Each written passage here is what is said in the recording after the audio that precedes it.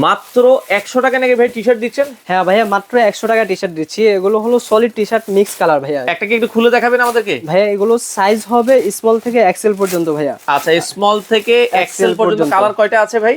Colour হবে ভাইয়া huge colour, 15 থেকে 20টা কালার। 15 থেকে 20টা কালার হবে। সাইজ হবে স্মল থেকে এক্সেল পর্যন্ত। Small, medium, large, X L. এগুলো মাত্র 100 টাকা করে।